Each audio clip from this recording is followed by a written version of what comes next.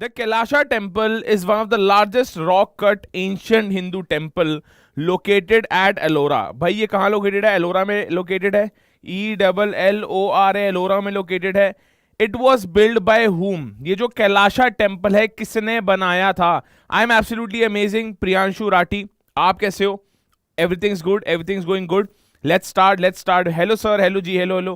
परी, आदित्य, हिमांशु, अनिमेश, प्रियांशु, प्रेक्षा, शैजल, आदित्य, शिवानी, अरविंद, बहुत बढ़िया. Elegant Himanshi. Hindu temple located at Ellora, किसने बनाया था? सबसे पहले तुम्हारा आंसर आ जाना चाहिए. ज्योतिर, लव यू टू मेरे भाई, love you too Jyotir. Let's start the question. The answer is Krishna one ने फॉर्म किया था. आपको पता होना चाहिए कैलाशा टेम्पल किसने बनाया था? जल्दी से बता दो. Kailasha temple was build by Krishna one. Right answer is B for Bombay. Is absolutely right. B for Bombay बिल्कुल सही जवाब है जी. आगे मूव ऑन करें. Let's start. इनका पूरा नाम भी सुन लो. इनका पूरा नाम है रष्ट्राकूता किंग कृष्णा वन ने एलोरा टेम्पल बनाया था. Right answer is B for Bombay. When was the Indian national anthem first sung? भाई इंडियन नेशनल एंथम किसने लिखा था ये पता होना चाहिए. नेशनल सॉन्ग किसने लिखा था ये पता होना चाहिए. नेशनल एंथम जब पहली बार गाया गया था तो वो कब गाया गया था? क्या इवेंट था वो? अगस्त 15, 1947 इंडिपेंडेंस डे, 1857 रिवॉल्ट, दिसंबर 27, 1911 कैलकाटा, या नन ऑफ दीज? जल्दी से तुम्हारा आंसर आ जाना चाहिए. अगर तुम्हें लगता है तुम्हें इसका आंसर नहीं भी पता, तुक्का मारो. तुक्का मारने के बाद जब गलत होगा तो वो लॉन्ग टर्म मेमोरी में तुम्हारी याद आ जाएगा. उसके बाद कभी भी ये सवाल गलत नहीं करोगे, मेरा प्रॉमिस है. ठीक है जी. राइट आंसर इसका होना चाहिए दिसंबर 27 को, जो हमारा राष्ट्रीय नेशनल एंथम है. राष्ट्रगान नहीं, राष्ट्रगान होता है national song. National anthem Jana Gana मन. National anthem is Jana Gana मन. तो वो कब गाया गया था? दिसंबर 27, 1911 कैलकाटा में गाया गया था. बहुत सारे स्टूडेंट्स अगस्त 15 कहेंगे. ना भाई, अगस्त 15 से पहले उसको गा लिया गया था क्योंकि यार उसको बनने में भी टाइम लगा था. सी फॉर कैलकाटा बिल्कुल सही है जी. आगे मूव ऑन करें. विच of the following controls the share market of India? भाई किसके पास कंट्रोलर ऑफ शेयर मार्केट? सब सही चल रहा है, कंपनीज घपला तो नहीं कर रही, घोष तो नहीं कर रही, इनसाइडर ट्रेडिंग तो नहीं हो रही. तो ये एक ऑर्गेनाइजेशन है जो शेयर मार्केट को कंट्रोल करती है, सुपरवाइज करती है, चैनलाइज करती है और केयर टेकर है. क्या मतलब ये कीप करती है. It takes care, it keeps up to date the all financial market, the all share market, so that nothing is going wrong, everything is online, everything is on duty. Right answer is, कौन है वो? SEBI. SEBI is the organization, security exchange board of India. C for Calcutta. सबका answer सही आना चाहिए. C for Calcutta. बहुत बढ़िया यार, ये तो इजी क्वेश्चन है, तुम आराम से इनको कर सकते हो. देखो, security and exchange board of India is the regulatory authority established under the SEBI act 1992. पता होना चाहिए, इंपॉर्टेंट है. सेबी एक्ट, ये तुम्हारे पास बिजनेस स्टडीज अगर किसी के पास है उसके पास भी अवेलेबल होता है. तुम्हारी बुक 2 में, बिजनेस स्टडीज बुक 2 में सेबी एक्ट को पढ़ाया जाता है. SEBI act 1992 and is the principal regulator for strong exchange in India. SEBI's primary function include protecting investor interest, promoting and regulating the Indian securities market. Indian securities market मतलब share market. अब इसमें primary market भी आती है, secondary market में आती है. BSc भी आता है, लिख लो, बीएससी भी आता है, एनएससी भी आता है. ठीक है जी. तो कौन इन्वॉल्व है? SEBI is security exchange, securities and exchange board of India. Right answer is SEBI is right answer. Repo and reverse repo rate are related with what? Repo and reverse repo rate क्या government की financial policy के अंदर आता है, public debt के अंदर है, import export policy के अंदर आता है, क्रेडिट पॉलिसी ऑफ आरबीआई के अंदर आता है? पॉलिसी से यार एक बात याद आई है, अभी 1 PM एक बहुत बड़ी अपडेट मैं आपके पास लेके आ रहा हूं. हमारे यहाँ ना 4 ईयर डिग्री हो चुकी है दिल्ली यूनिवर्सिटी के अंदर. एक बहुत बड़ी अपडेट है, दिल्ली यूनिवर्सिटी के अंदर 4 ईयर डिग्री हो चुकी है. तो ये 4 ईयर डिग्री का मतलब क्या है? आप 1 साल बाद भी छोड़ सकते हो, 2 साल बाद भी छोड़ सकते हो, 3 साल बाद भी छोड़ सकते हो, 4 साल बाद भी अपनी ग्रेजुएशन छोड़ सकते हो. हर एक मल्टीपल एंट्री एग्जिट पॉइंट इसको बोलते हो. हर एक मल्टीपल एग्जिट एंट्री पॉइंट पे आपको कुछ ना कुछ रिवॉर्ड मिलता है. कभी सर्टिफिकेट मिलेगा, कभी डिप्लोमा मिलेगा, कभी डिग्री मिलेगी, कभी डिग्री विद ऑनर्स मिलेगा. तो 1 PM एक बहुत इंपॉर्टेंट वीडियो आ रही है. दिल्ली यूनिवर्सिटी की एक नई पॉलिसी आई है, उसको यूजीसी फ्रेमवर्क बोलते हैं, यूजीएफसी बोलते हैं उसको, यूजीसी फ्रेमवर्क करिकुलम बोलते हैं. तो यहाँ पे 4 ईयर डिग्री का क्या मतलब है उसको मैंने 1 PM एक्सप्लेन करने आ रहा हूँ. सभी सेशन में जुड़ जाना. अच्छा, राइट आंसर इसका होना चाहिए भाई credit policy of RBI. RBI तो रेगुलेट करती है repo rate, reverse repo rate क्या है. तो पॉलिसी से मेरे को याद आया, आपको दिल्ली यूनिवर्सिटी की भी पॉलिसी, न्यू पॉलिसी है, समझा देता हूं. यहां पे credit policy of RBI, credit policy of RBI is the right answer. Reverse repo rate और repo rate, reverse repo rate और repo rate credit policy of RBI के अंदर आता है, ठीक है जी। Which one of the following languages is recently included in the 8th schedule of the constitution? भाई कौन सी लैंग्वेज 8th शेड्यूल में रिसेंटली ऐड हुई है? Maithili is the right answer. बहुत सारे स्टूडेंट्स को शायद ये पहली बार समझ आ रहा हो, पहली बार उन्होंने क्वेश्चन पढ़ा। Maithili is absolutely right, D for Delhi is absolutely right. Who is the head of the state of India? देखो यार, एक ओहदा होता है, एक ओहदा होता है, वो इस पोजीशन को दिया जाता है। कोई किसी पोस्ट पे आता है तो उस पोस्ट पे मिलता है। Who is the head of the state in India? President of India, prime minister of India, people of India या चीफ जस्टिस ऑफ इंडिया? जल्दी से बता दो इसका आंसर क्या है। Head of the state. पहली बात तो हेड की बात कर रहे हैं, तो देखो जनता तो होगी नहीं। पीपल ऑफ इंडिया तो हाँ ये बोलते हैं democracy is by the people, for the people, of the people. But यहाँ पे head of the state, leader कौन है? Leader prime minister, chief justice of India या यहाँ पे president of India? The right answer is, बहुत बढ़िया, ए आना शुरू हुआ, कुछ का ए आ रहा है, कुछ का बी आ रहा है। A is the right answer. President of India को head of the state in India भी बोला जाता है, तो ए सबका आंसर आ जाना चाहिए था अभी तक। Right answer is head of the state in India, president of India को बोला जाता है। ए फिर हमसे बाद एब्सोल्युटली राइट। आगे मूव ऑन करें, बहुत बढ़िया। Who invented penicillin? Most important question है, और ये मैं फ्रैंकली तुम्हें बता रहा हूँ, 8th 9th 10th के जो जीके के छोटे छोटे तुम्हारे पास किताबें नहीं मिलती थी, जीके की किताबें जब तुम्हें स्कूल में पढ़ाई जाती थी जीके, उनके क्वेश्चन आई हैं, उनके क्वेश्चन है। Who invented penicillin? Dresser, Louis Pasteur, Edward Jenner. मैंने कई बार बता रखा है, इनके नाम रट लो, मोस्ट इंपॉर्टेंट है, स्टैटिक जीके के अंदर आते ही आते हैं। इनके नाम रट लो, मोस्ट इंपॉर्टेंट है, स्टैटिक जीके के अंदर आते ही आते हैं। यस, प्रियंका, अक्षित राणा, प्राची, पंकज, अंशु, बहुत बढ़िया, बहुत बढ़िया। Who invented penicillin? The right answer is Alexander Fleming invented penicillin. D for Delhi, Alexander Fleming is absolutely right. D आना चाहिए तुम्हारा answer. D is the right answer. 7th का C गलत है, कुछ स्टूडेंट बोल रहे हैं C। 7th का answer is D. Alexander Fleming invented penicillin. 7 D for Delhi is absolutely right. Who invented aeroplane? Wright brothers तुमने सुना होगा, Wright brothers दिख रहे हैं यहाँ पे। Wright brothers में ब्रदर्स का नाम क्या है? Wright brothers में ब्रदर्स का नेम क्या है? Orville right and Wilbur right. Wright brothers ने इन्वेंट किया था ना प्लेन, राइट ब्रदर्स ने इन्वेंट किया था प्लेन, बट राइट ब्रदर्स का पूरा नाम क्या है?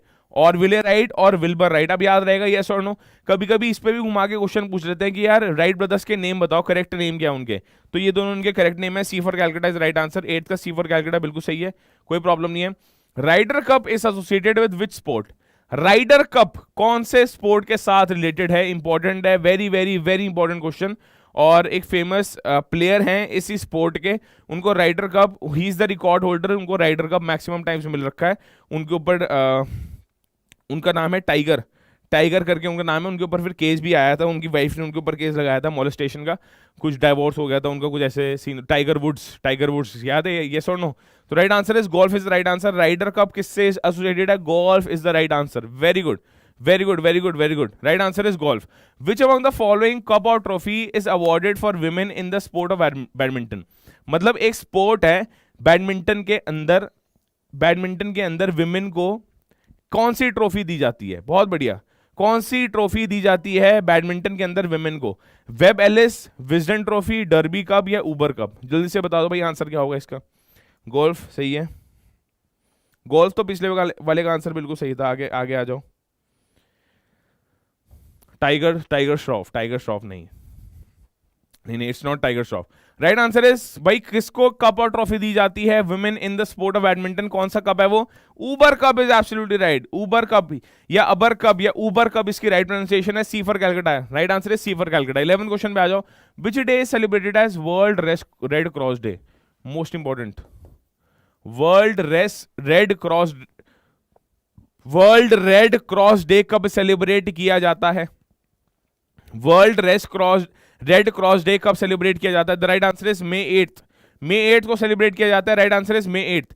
पाई डे कब सेलिब्रेट किया जाता है? पाई डे मतलब ये वाला पाई, इसकी वैल्यू 24/7 होती है। 24/7 सॉरी 22/7 सॉरी पाई क्या है? 22/7 इज इक्वल टू पाई। तो पाई डे कब सेलिब्रेट किया जाता है? जल्दी से आंसर बताओ। May 8 सबका आंसर सही आया, बहुत बढ़िया। May 8 सबका आंसर सही है।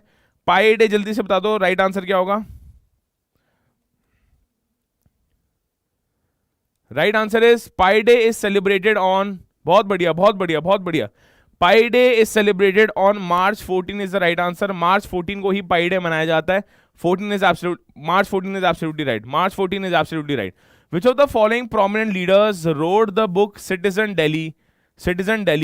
माई टाइम्स माई फाइल्स, बहुत इंपॉर्टेंट है, ये दिल्ली की चीफ मिनिस्टर भी रह चुकी हैं, बहुत ही रिनाउंड पर्सनालिटी हैं, ये दिल्ली की चीफ मिनिस्टर भी रह चुकी हैं। सभी स्टूडेंट सेशन को जल्दी से जल्दी लाइक करो, 100 लाइक्स हमारे यहाँ पे कंप्लीट हो जाना चाहिए। जैसे ही आप सेशन को लाइक करोगे, हर रोज मैं जनरल टेस्ट के 50 60 70 बढ़िया बढ़िया क्वेश्चन करवा रहा हूँ, जिसमें जीके, अभी न्यूमेरिकल एबिलिटी, कॉन्ट्स रीजनिंग में आएगी, बढ़िया बढ़िया क्वेश्चन, आपको मजा आ जाएगा। और ये क्वेश्चन आपके सीयूईटी फेज 2 में आ रहे होंगे, मेरी अश्योरिटी है, पूरी मेहनत चल रही है, आपका सीयूईटी फेज 2 बहुत ही बढ़िया हम लेके जाने वाले हैं यहाँ से। विच of the following prominent leaders ने कौन सी लिखी थी? Citizen Delhi, my times my file, my times my life. इसमें यार ये चीफ मिनिस्टर भी रह चुके हैं दिल्ली की। The right answer is Sheila Dikshit is the right answer. Sheila Dikshit has been the chief minister of Delhi for a prominent period of time. She is a prominent personality, she is a prominent leader, और ये CM of Delhi भी रह चुकी हैं।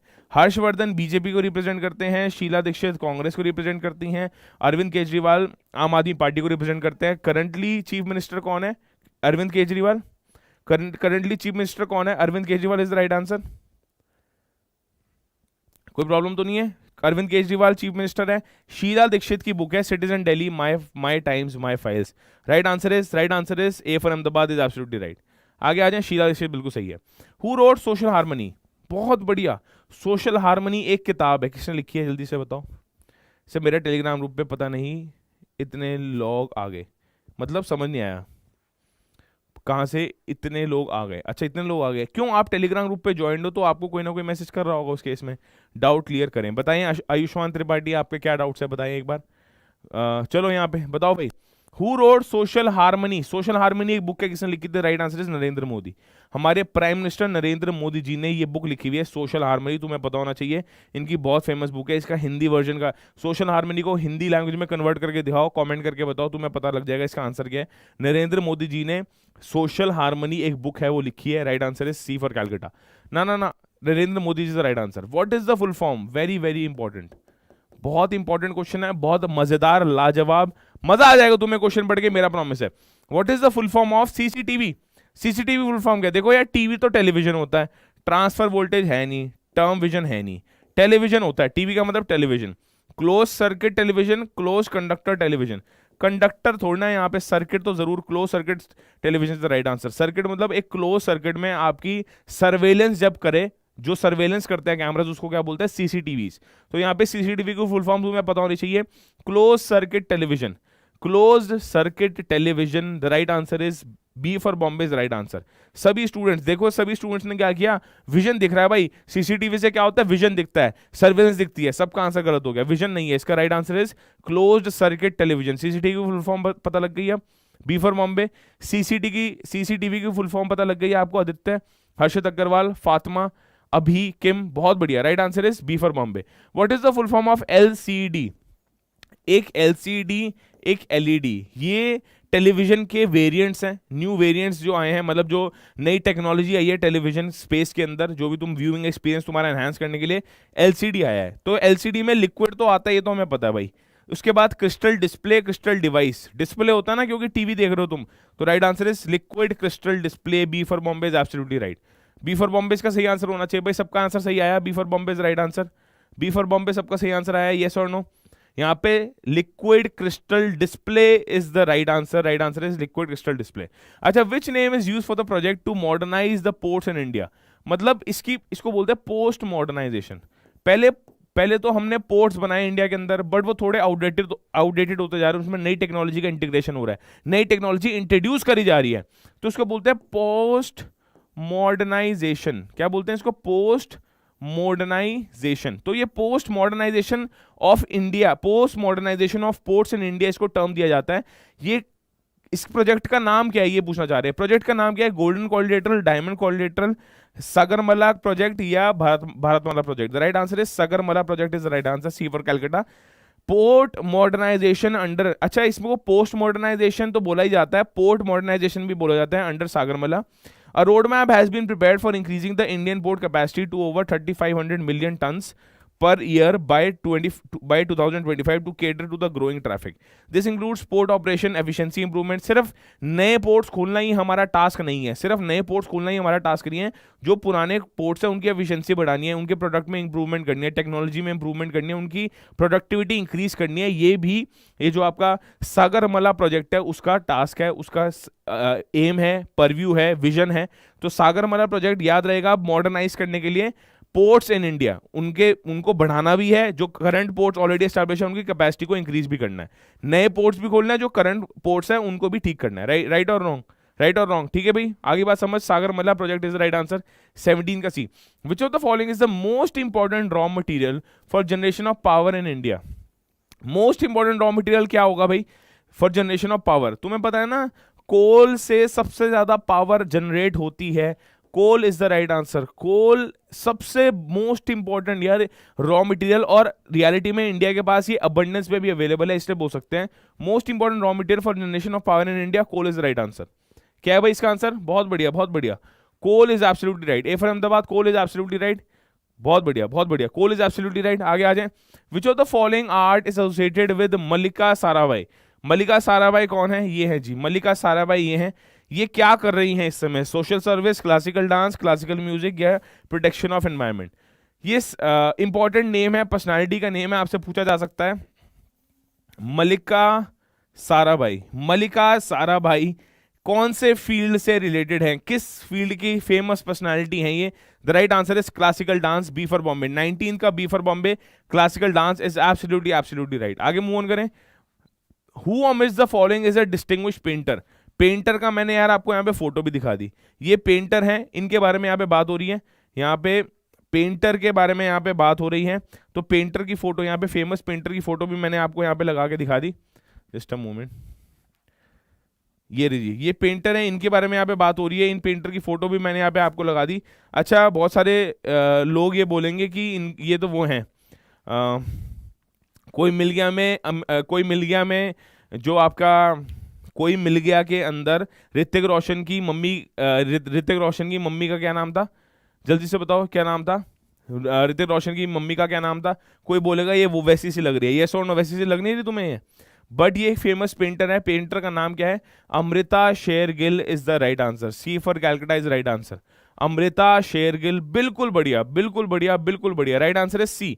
Right answer is Amrita Shergil is the right answer. Distinguish painter कौन है? अमृता शेरगिल. रेखा जी, हाँ ये रेखा जी नहीं लग रही. मैं आपको बता रहा हूं रेखा जी लग रही होंगी, बट ये रेखा जी है नहीं.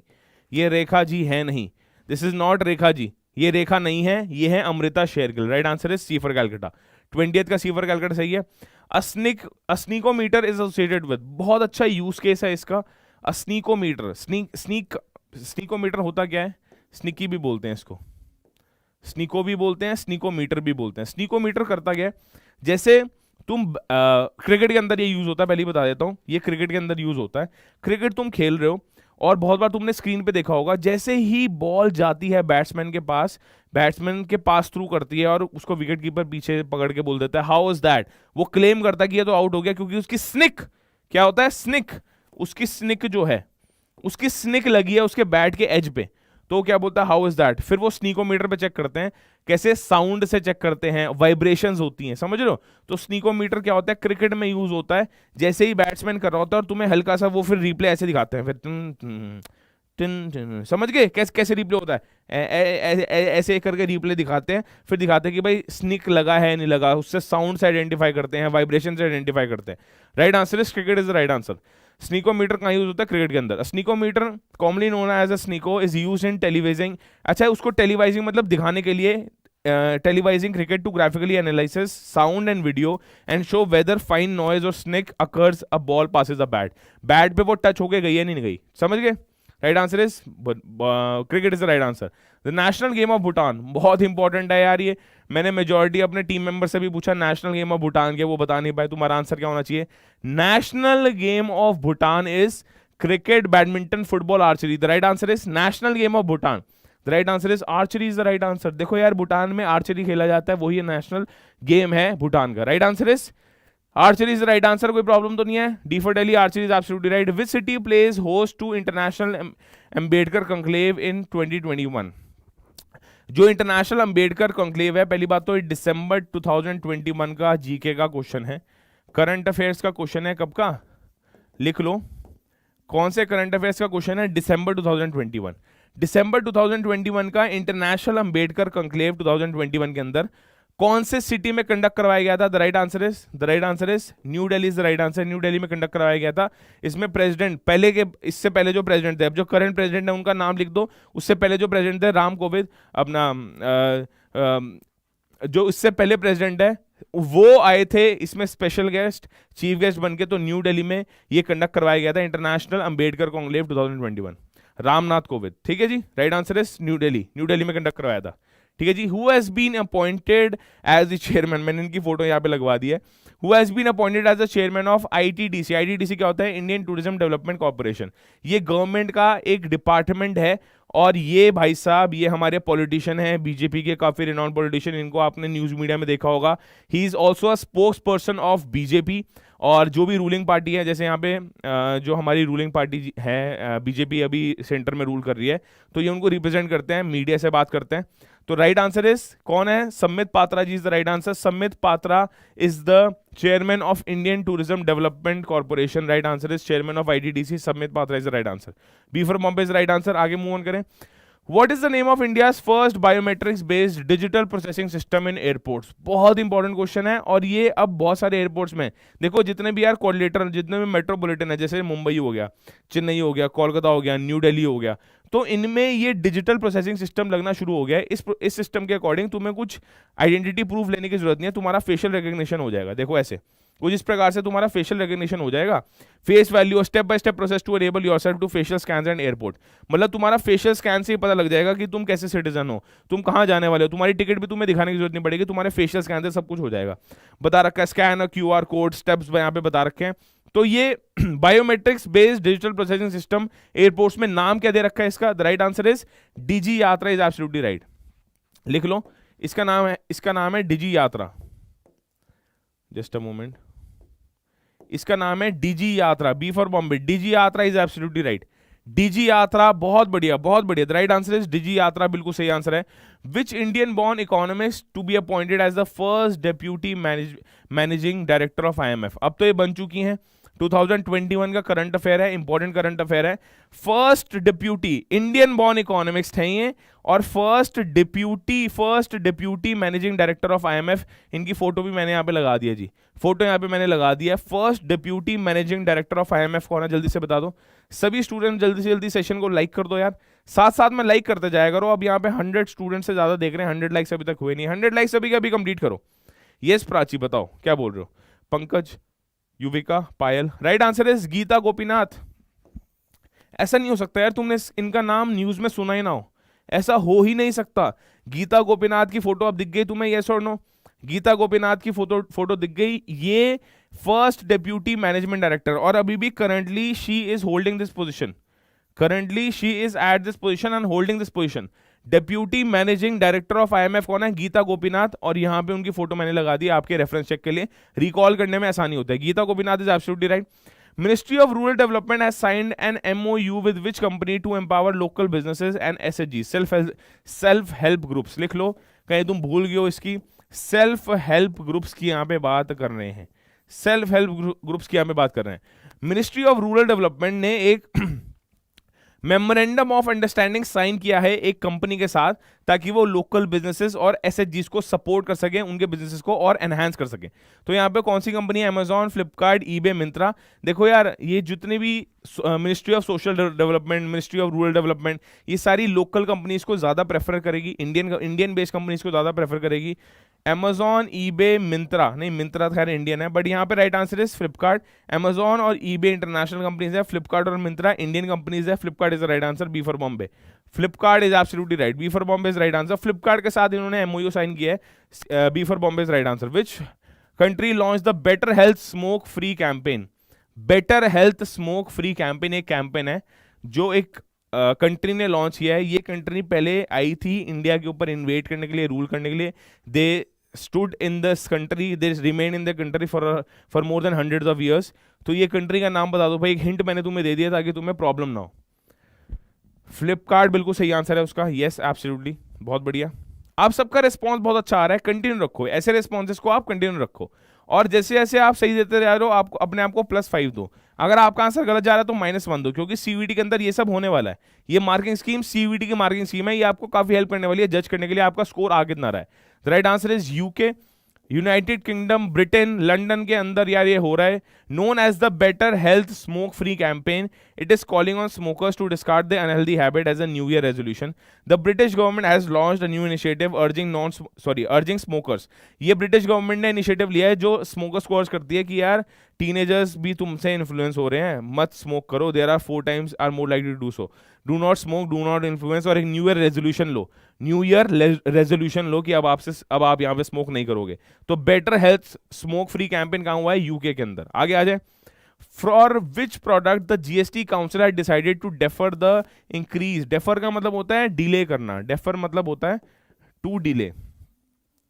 तो कौन से ऐसे प्रोडक्ट या हेड ऑफ प्रोडक्ट या लिस्ट ऑफ आइटम्स के लिए जीएसटी काउंसिल ने बोला है कि हम इसमें इंक्रीज जरूर करेंगे जीएसटी रेट में, बट कुछ टाइम बाद। वो देखना चाहते हैं क्या रिस्पॉन्स आ रहा है, वो देखना चाहते हैं कितनी सेल्स हो रही है। पता लगा जीएसटी बढ़ा दिया, उसकी सेल्स कंपैरेटिवली कम हो गई। तो यार ये ना एक चीज याद रखना, जब भी गवर्नमेंट ऐसे काम करते हैं ना डिले करने के लिए, जीएसटी रेट इंक्रीज करना है बट अभी नहीं कर रही, डिले कर रही है, तो ये क्या करते हैं, they are almost and every time, majority of the times they are talking about कपड़ा मार्केट। लिख लो कपड़ा मार्केट। कपड़ा मार्केट मतलब होलसेल का कपड़ा, कट पीस की मार्केट, रेडीमेड की मार्केट, रिटेलर होलसेलर की market. Textile is the right answer. A for Ahmedabad, textile बिल्कुल सही आंसर है। ए सबका आंसर बिल्कुल सही है, टेक्सटाइल। व्यापारियों का साथ देती है गवर्नमेंट, तो व्यापारी, जीएसटी आया क्यों है? व्यापारी को चैनलाइज करने के लिए, इनफॉर्मल से फॉर्मल सेक्टर, कोई टैक्स चोरी ना कर पाए, टैक्स ऑन टैक्स ना लगे। तो व्यापारी सबसे ज्यादा है कहां? व्यापारी ऑटोमोबाइल, मोबाइल फोन्स, कॉटन में नहीं है, टेक्सटाइल में है। कॉटन तो वैसे ही सब पार्ट ऑफ टेक्सटाइल है। ए for Ahmedabad is the right answer. आगे आ जाए। ट्रेन पासेस, बहुत बढ़िया। कुछ न्यूमेरिकल एबिलिटी के क्वेश्चन कर लेते हैं, अच्छे क्वेश्चन हैं। देखो रैपिड फायर अभी तक हम खेल रहे हैं, 30th क्वेश्चन पे आ गए, आपको मजा आ रहा होगा, I am pretty much sure. अभी 20-30 क्वेश्चन और करेंगे, स्टार्ट करते हैं रैपिड फायर।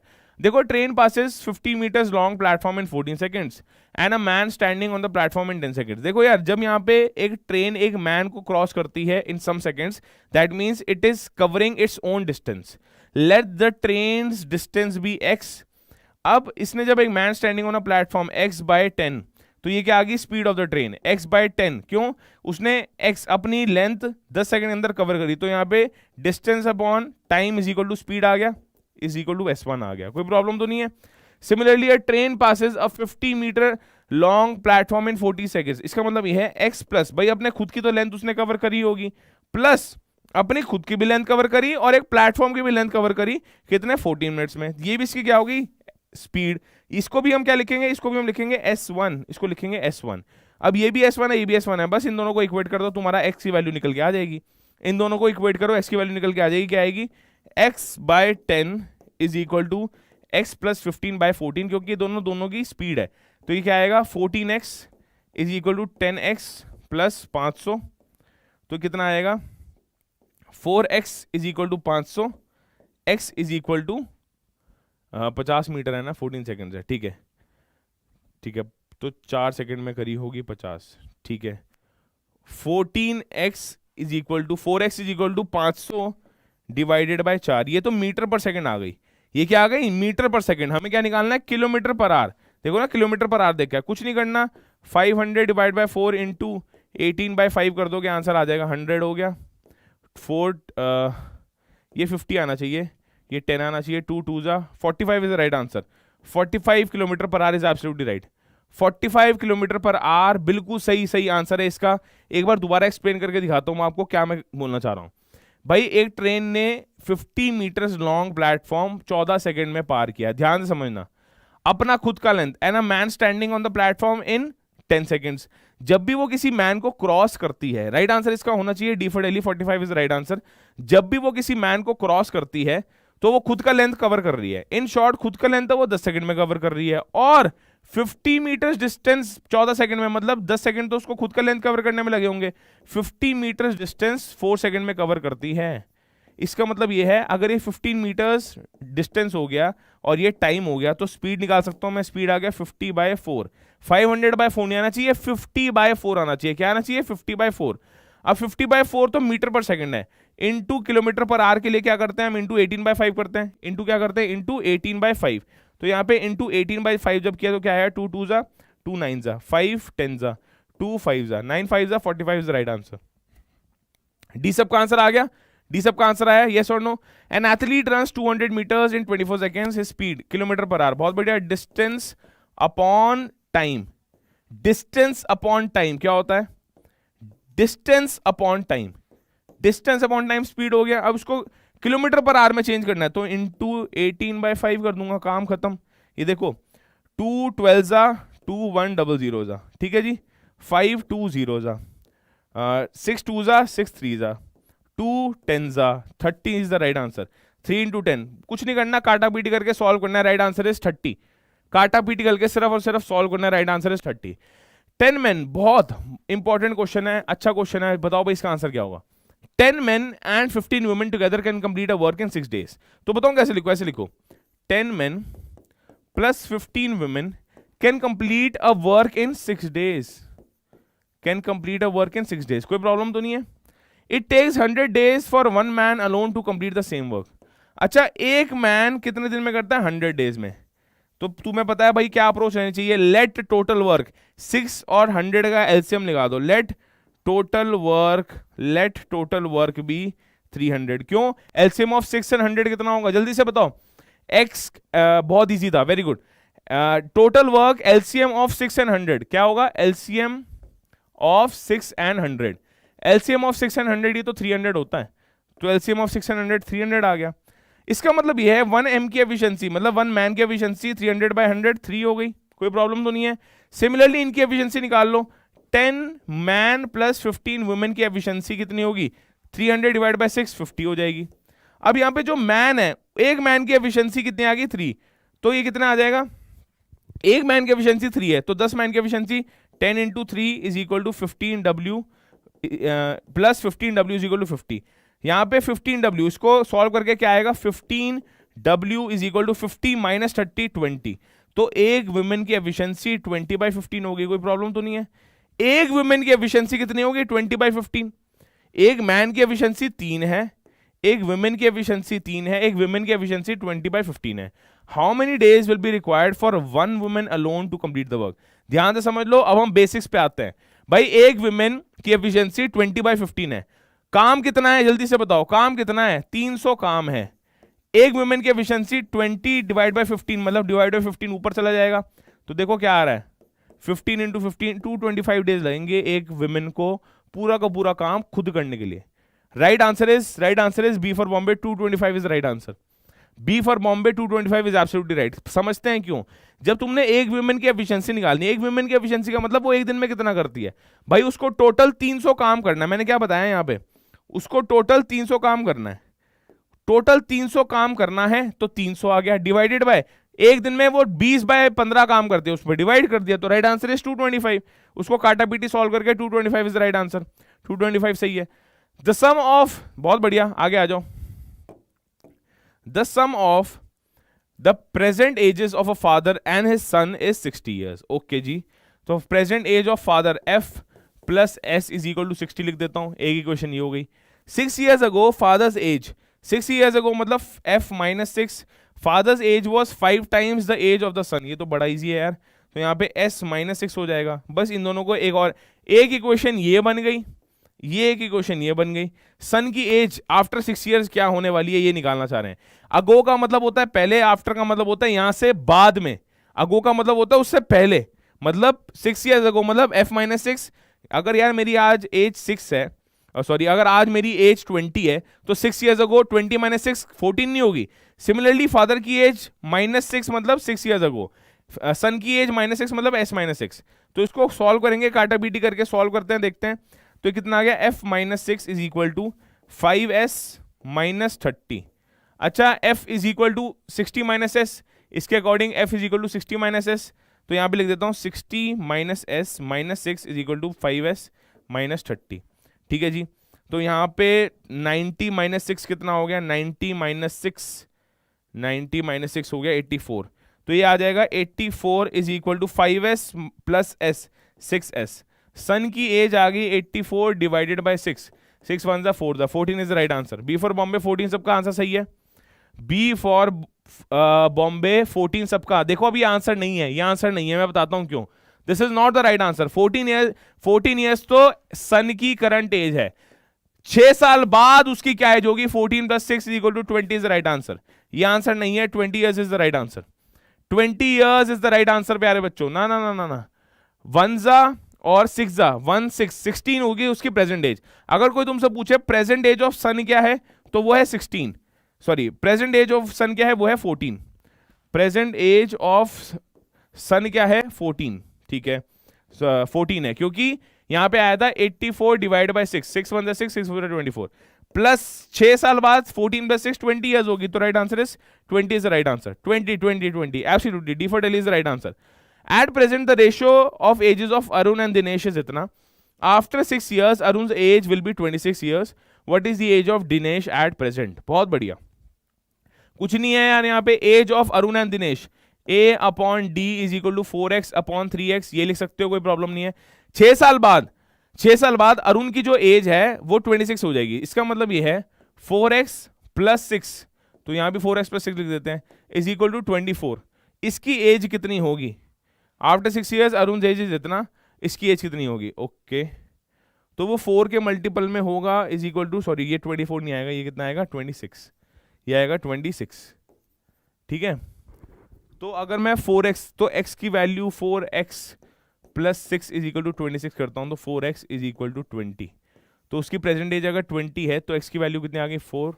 अच्छा, दिनेश की प्रेजेंट एज 15 होगी यार, 15 is the right answer.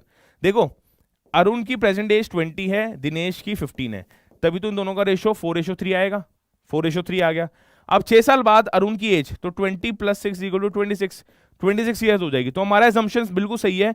Dinesh की जो एज है, देखो दिनेश की जो एज है वो कितनी है, 15 years is the right answer.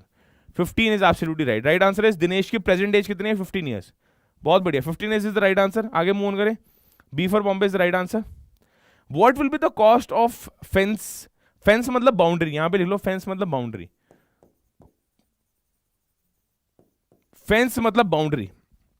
What will be the cost of a fence of a building around a square plot with area equal to 289। ध्यान से समझना, स्क्वायर मतलब area, side of square, square का area क्या होता है, square area of square, square का area क्या होता है, साइड स्क्वायर, जो भी साइड होती है स्क्वायर की उसको स्क्वायर कर दो। Let the side of the square be a square = 289, तो a = 17, क्योंकि 289 का स्क्वायर रूट क्या होता है 17, तो जो साइड ऑफ द स्क्वायर है वो 17 आ जाएगी।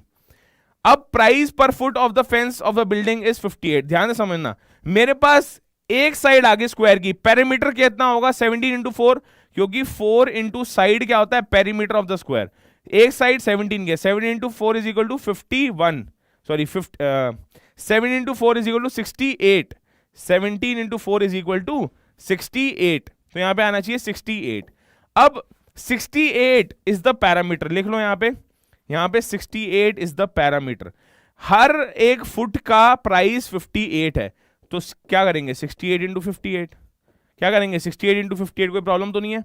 What will be the cost of fence of a building around square plot with an area equal to 289, तो यहां पे आंसर आना चाहिए 68 × 58, राइट आंसर है 68 × 58, राइट आंसर है 68 × 58, 3944, क्योंकि देखो 8 8 64, यहां पे सिर्फ एक जगह यूनिट डिजिट में 4 आ रहा है, 3944 इज द राइट आंसर।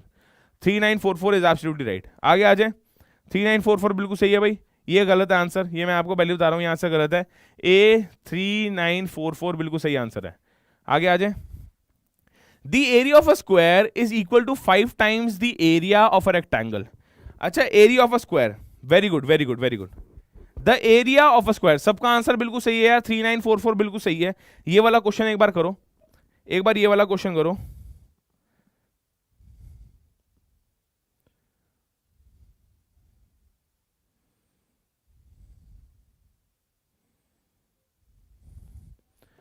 ये देखो, the area of a square is equal to 5 times the area of a rectangle of dimensions. Area of a rectangle, एक रेक्टेंगल है, उसका लेंथ मान लेते हैं 125, ब्रेड्थ मान लेते हैं 64। अच्छा, area of the square, let the side of square, let side of square be x। अब ये बोल रहा है x जब साइड ऑफ स्क्वायर है, x क्या है, साइड ऑफ स्क्वायर, तो साइड ऑफ स्क्वायर का स्क्वायर करूंगा, साइड ऑफ स्क्वायर का स्क्वायर करूंगा तो एरिया आ जाएगा।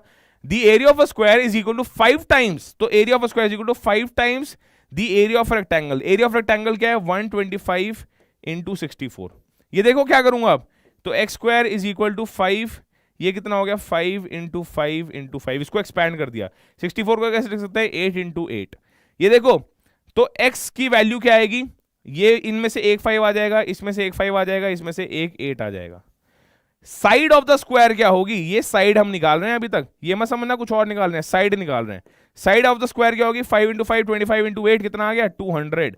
ये साइड ऑफ द स्क्वायर है, ये क्या है, साइड ऑफ द स्क्वायर। तो व्हाट इज द पैरामीटर, भाई पैरामीटर 4 इंटू साइड होता है, एक साइड कितने गया 200 गया, तो 4 इंटू 200 कितना हो गया 800 is the right answer. B for Bombay 800 बिल्कुल सही आंसर है, कोई प्रॉब्लम तो नहीं है। इंपॉर्टेंट क्वेश्चन है, बहुत सारे स्टूडेंट्स का answer can not be determined निकलेगा, कैन नॉट बी डिटरमाइंड इसका आंसर नहीं है। सैलरीज ऑफ एबीसी कितना है, देखो salaries of ABC, let salaries of ABC be 2x, क्योंकि 2:3:5 तो वैसे ही दे रखा है भाई, 2:3:5 तो वैसे ही दे रखा है। वेरी गुड शिवानी, युविका, परी, ज्योतिर, विवेक, इम्तियाज, कैरी मनाटी, बिल्कुल सही है सबका आंसर। एबीसी का रेशो 2:3:5 तो वैसे ही दे रखा है, तो 2x ratio 3x ratio 5x ऐसे हमने मान लिया। Let the salaries be 2x 3x 5x। Increment हुआ भाई, ए की सैलरी में इंक्रीमेंट हुआ 15% का, तो ए की सैलरी को मैं कैसे लिख सकता हूं, ये देखो ऐसे लिख सकता हूं 2x इंटू 1.15, 15% का इंक्रीज मतलब 1.15 से मल्टीप्लाई कर दो। अगर तुम बोलते 20% का इंक्रीमेंट तो मैं 1.2 से मल्टीप्लाई करता, अगर तुम बोलते 35% का इंक्रीमेंट तो मैं क्या करता 1.35 से मल्टीप्लाई कर देता। यहाँ पे 15% का इंक्रीमेंट है ए की सैलरी में, तो 1.15 कर दूंगा, कोई प्रॉब्लम नहीं है। रेशो, अच्छा बी का रेशो क्या है 3x, अब इंक्रीज होगी 1.1 आ गया, क्यों 10% इंक्रीज मतलब 1.10 लिख दो, चलो यहां पे तुम्हारी सेक ऑफ सिंप्लिसिटी के लिए। और लास्ट में सी के कितने बढ़ा 1.20 से बढ़ गया, बस इनका रेशियो निकालना है, निकल जाएगा। x x x से दोबारा कट गया सब, जो हमने अज्यूम किया था उसको हमने दोबारा अपने आप ही काट दिया। इसको क्या लिख सकते हैं, इसको लिख सकते हैं 223.0, इसको क्या लिख सकते हैं 33.0, इसको क्या लिख सकते हैं 60.0। तो इनका रेशियो क्या आ गया, पॉइंट से पॉइंट गया 23:33:60, राइट आंसर है C for Calcutta. C for Calcutta बिल्कुल सही है, ना ना ना सी फॉर कैलकाटा, ए इसका आंसर नहीं है, इसका आंसर होना चाहिए 23:33:60। इंक्रीज करने के बाद आपके पास क्या आएगा, इंक्रीज करने के बाद 23:33:60 is the right answer. C for Calcutta बिल्कुल सही है भाई, 60 सी फॉर कैलकाटा आना चाहिए, कोई प्रॉब्लम तो नहीं है, ना ना ना इसका आंसर आना चाहिए 23:33:60। इंक्रीज करने के बाद भी ये आंसर आएगा, right answer is C, C बिल्कुल सही है। आगे आ जाए, 40% of a number is equal to 2/3 of another number. 0.4 of a number, 0.4 of x, तो एक नंबर को x मान लेते हैं, दूसरे नंबर को y मान लेंगे, ऑफ अनदर नंबर y मान लेते हैं। 0.4 of x is equal to 2/3 of another number y, ठीक है जी। What is the ratio of first to the second, मतलब x अपॉन y पूछ रहे हैं, x upon y is equal to भाई 2/3 वैसे है, ये 0.4 नीचे 0.4 चला जाएगा, इंटू 10 हो जाएगा डेसिमल हटाऊंगा तो कितना आ गया 2 2 4 2 5 तो 5:3 is right answer. C for Calcutta बहुत इजी क्वेश्चन था, बहुत ही मक्खन क्वेश्चन था, कोई प्रॉब्लम तो नहीं है इसमें, राइट आंसर है सी फॉर कैलकाटा। मजे आ गए सबको। 5:3। A housewife saved 2.50 in buying an item, भाई एक हाउसवाइफ ने देखा सेल लगी हुई है, जल्दी जल्दी खरीद लो, तो रियलिटी में सेल क्या लगी हुई थी कि कोई आइटम ना 30 रुपए की बिक रही थी। जब एक हाउसवाइफ 2.5 रुपीज बचा रही है 30 रुपए स्पेंड करके, तो ओरिजिनल प्राइस क्या होगा, ओरिजिनल प्राइस 32.5 होगा। भाई कैसे आया, 30 रुपए तो उसने स्पेंड करे, 2.5 सेव करे। अगर सेल ना होती तो ये ओरिजिनल प्राइस होता, लिख लो, अगर सेल ना होती तो ये ओरिजिनल प्राइस होता। अगर सेल होती ना, ध्यान से समझना, अगर सेल होती ना तो ये ओरिजिनल प्राइस होता, 32.5 ओरिजिनल प्राइस होता, बट प्राइस है क्या 30 है, क्यों, क्योंकि उसने 2.5 तो सेव कर लिया, सेल चल रही थी। Approximately what percent she saved in the transaction, देखो सेविंग तो 2.5 है, but what percent she saved divided by 30 नहीं आएगा, ये तो न्यू प्राइस है, ओल्ड प्राइस आएगा। मतलब रियलिटी में अगर उसको स्पेंड करना पड़ता तो 32.5 स्पेंड करना पड़ता इनटू 100, क्योंकि यहाँ पे क्या पूछा हुआ है, how much percent she saved. यहाँ पे क्या पूछा हुआ है, how much percent she saved.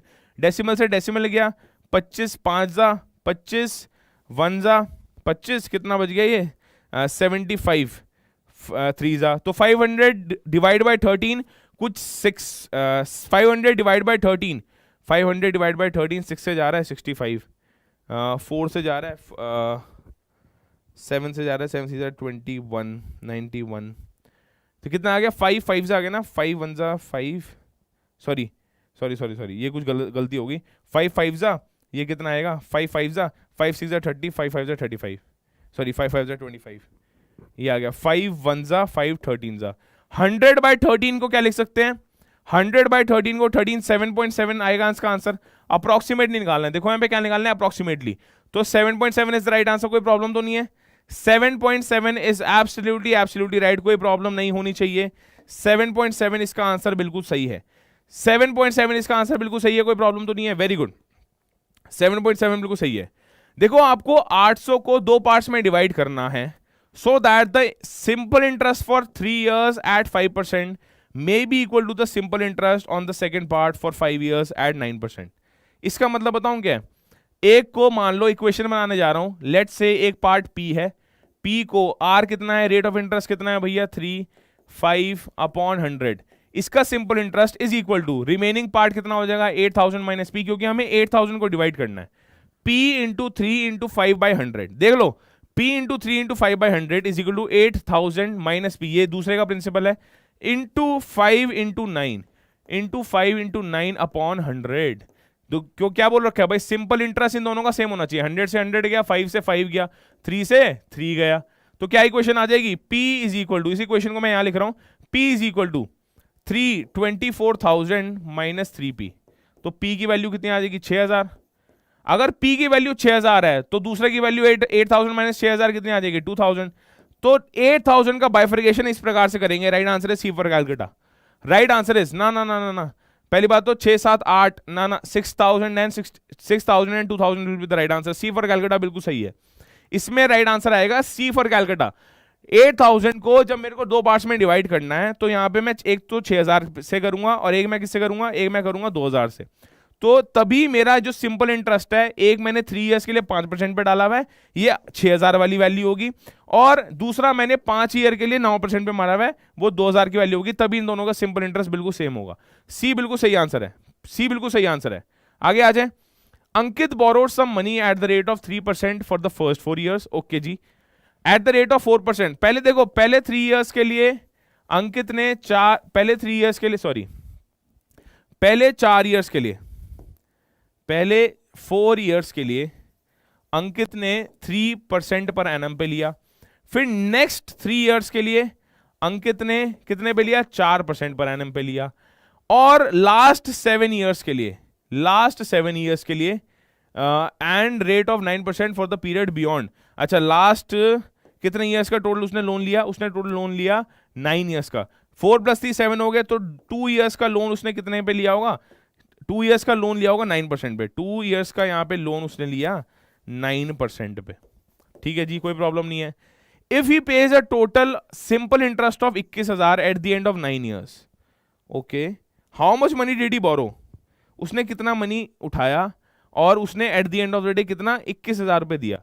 इसका मतलब बताऊं क्या कि भाई पहले P जो अमाउंट उठाया, P into R into T upon 100 plus वही सेम अमाउंट का सिंपल इंटरेस्ट 3 साल के लिए P इंटू 3 इंटू 4 अपॉन 100, ये तो सेम चीज हो गई दोनों, plus P into 2 into 9 upon 100। जब तुम इन तीनों को ऐड कर दोगे, देखो मैंने यहां पे क्या किया हुआ है, मैंने ऐड किया हुआ है, समझ पा रहे हो, मैंने ऐड किया हुआ है 12P upon 100 plus 12P upon 100 plus 18P upon 100 is equal to 21,000, ये इसका सिंपल इंटरेस्ट है। P की वैल्यू निकालनी है, बहुत ईजी है, तो 12P और ये क्या है लास्ट में 18P, इतना आ गया 42P upon 100 is equal to इतना, तो ये आ जाएगा 42P upon 100 is equal to 21,000। बस P की वैल्यू निकालनी है, देखो 21 10,000, 2 जा 5 जा 50,000 is the right answer. Right answer is D for Delhi 50,000 बिल्कुल सही है, क्योंकि 42 और 21 2 जा कट गया ना यहाँ पे, और 2 को मैंने वहां से 5 से डिवाइड कर दिया, तो यहाँ पे कितना आ गया 50,000. Absolutely right, D for Delhi बिल्कुल सही है. अच्छा क्वेश्चन है, सैम ने ना 20 डजन परचेज किए थे एट द रेट ऑफ 375 पर डजन, मतलब एक डजन, 12 डजन मतलब 12 आइटम्स उसने 375 के खरीदे. तो एक बात बताओ, एक आइटम का सीपी क्या होगा? 375/12. 375/12 का मतलब हो जाता है 3 4 जा 3 1 जा 2 जा 5 जा 125/3, सॉरी 125/4, 125/4. ये कितना आ गया? 31 1/4. ये तो सीपी है. ये क्या है? सीपी है. यस और नो? ये है सीपी. उसने हर एक आइटम कितने में बेच दी? एसपी ऑफ वन आइटम कितने में बेच दी? 33 में. तो बस क्या निकालना है? प्रॉफिट परसेंटेज निकालना है. कितना होता है? SP minus CP upon CP into 100. SP minus CP कितना आएगा? 1/3/4 upon CP, sorry upon CP upon 31 1/4 into 100 upon 31. His profit percentage sold each eight इतना. ओके जी, तो ये तो प्रॉफिट हो गया. ये देखो प्रॉफिट कैसे आया, ये देखो प्रॉफिट कैसे आया. प्रॉफिट कैसे आया? इस एसपी को सीपी से माइनस कर दो, तो 1/3/4 नहीं आएगा, अपॉन 31 1/4 इंटू 100. जब तुम इसको सॉल्व करोगे तुम्हारा आंसर तुम्हारे सामने होगा. होमवर्क क्वेश्चन है, आराम से हो जाएगा. होमवर्क क्वेश्चन है, आराम से इजीली हो जाएगा. 1/3/4 कितना होता है? 1/3/4 कितना हो गया भाई? 7/4 डिवाइडेड बाई ये कितना हो गया? ये तो 125/4 हमने देखा ही था. 125/4, तो 4 से 4 गया, इंटू 100 आ जाएगा. 25 5 जा 25 5 जा 25 4 जा 7 4 जा 28/5, 28/5, 5 5 जा 25.6. राइट आंसर है सी फॉर कैलकाटा. 5.6 बहुत बढ़िया आंसर सबका आ गया. 5.6 कोई प्रॉब्लम तो नहीं है. Very good very good. ना 5.6 आएगा इसका आंसर. एसपीसीपी निकल गया, फिर तो प्रॉफिट परसेंटेज 5.6 इजीली आ जाएगा. Very important and very good question, लिख लो. Very important, very good, awesome question है. समझते हैं क्या है इस क्वेश्चन के अंदर. बहुत बढ़िया क्वेश्चन है, इसको एक बार करवाता हूं मैं. ठीक है, बोल रहे कि भाई 17 बॉल्स जब सेल करी किसी आदमी ने 720 रुपए की, तो उसको लॉस हुआ at the cost price of 5 balls. एक इक्वेशन बनेगी, ध्यान से समझना. एक इक्वेशन बनेगी और इस इक्वेशन से ही सारा गेम चेंज हो जाएगा. इक्वेशन, पहली बात तो अगर लॉस होता है तुम्हें पता होना चाहिए, loss is equal to CP minus SP. जब किसी ने 17 बॉल्स बेची, तो उसकी 17 सीपी तो काउंट होगी. अगर मैं बोलूं कि मैंने 2 आइटम बेची, तो मैं 2 आइटम की एसपी को 2 आइटम की सीपी से तो कंपेयर करूंगा. अगर मैं 5 आइटम्स बेच रहा हूं, तो मैं 5 आइटम्स की एसपी को 5 आइटम्स की सीपी से तो कंपेयर करूंगा. अगर मैं 10 आइटम बेच रहा हूं, अगर मेरे को प्रॉफिट देखना है, तो मैं देखूंगा कि 10 आइटम की मेरी सीपी क्या थी, उसके अकॉर्डिंग मैं एसपी को कंपेयर करके काम करूंगा. यस और नो? तो इसमें अगर मैं 17 बॉल बेच रहा हूं और मेरा लॉस हो रहा है, लॉस इक्वल टू क्या है वो बाद में बात करेंगे. मेरा लॉस हो रहा है नहीं हो रहा? जब मेरा लॉस हो रहा है, इसका मतलब ये है, लॉस का फॉर्मूला क्या होता है? CP minus SP. कितने आइटम बेच के मेरे को लॉस हो रहा है? 17 आइटम्स बेच के लॉस हो रहा है. 17 आइटम्स बेच के मेरे को लॉस हो रहा है. कितने? 17 आइटम बेच के, मतलब 17 सीपी माइनस 17 एसपी. अब लॉस क्या बोल रखा है? Is equal to CP of 5 balls is equal to 5 CP. CP निकालना है. अब देखो 17 सीपी, ये 5 सीपी माइनस हो गया, यहां पे 12 सीपी आ जाएगा. 12 CP is equal to 17 SP. 17 SP का तो अमाउंट हमें 720 ऑलरेडी दे रखा है. 17 एसपी का अमाउंट तो हमें 720 दे रखा है. तो ये इसको इक्वेशन को क्या लिख सकता हूं? 12 CP 12 CP is equal to 720. तो सीपी 1 सीपी की वैल्यू कितनी होगी? 60. 720 divide by 12, 12 6 72, 60 is the right answer.